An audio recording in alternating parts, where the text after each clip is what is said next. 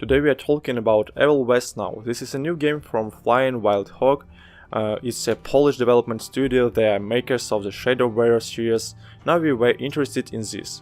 One right from the jump because this is straight up like a traditional liner, third-person action game. Some people might call it old school, but this concept is not really that old. And these games are still out there, but we just don't see as many of them as we used to, but it harkens back to the PS3, Xbox 316's era where it felt like we had a new Demon's Inferno every other month, just a simple straight up game, no side quest, no HPG stats or like substantial light, just like a straightforward game where you hop into a level that you play from beginning to the end and on the next witch cutscenes and boss battles, and that's about it. And off from that, and just like the general over-the-top video game style of this game, the characters, the stories, these things just feels like a game from the PS3 316 era, and I don't mean technically or graphically, I mean like in the entire experience. And I mean it in a good way. Evil West is pretty refreshing if you are into this type of thing. The modern gamer may not be as into it, or even like a really picky gamer, but it's a pretty cool game now. Evil West is set in the alternate history versions of the Wild West. You might call it the Evil West, okay.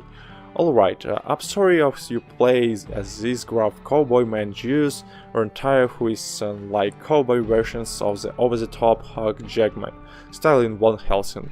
You just this like beast of a dude with a bunch of cool early tech gadgets that you use to take on vampires and creatures of the night. You're actually part of a specialized government agency called the entire instantly tasked with taking on Zeus horrors and I guess protecting the United States Jews.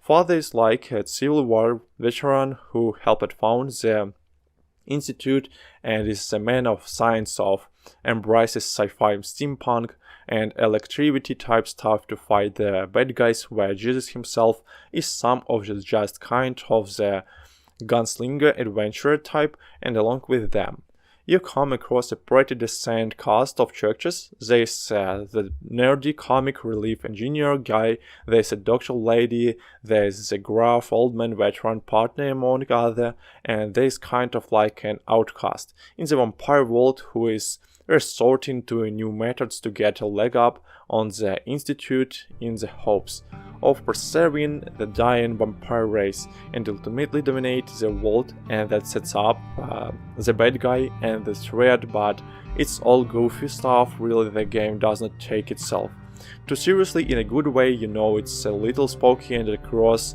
and gory when it wants to be, and it's also over the top and kind of celebratory of how dumb it is too. It just embraces the weight weakness and it works pretty well. It's kind of like if the Order 1886 was not grim and serious, is clearly loves history and just wants to get weird with it.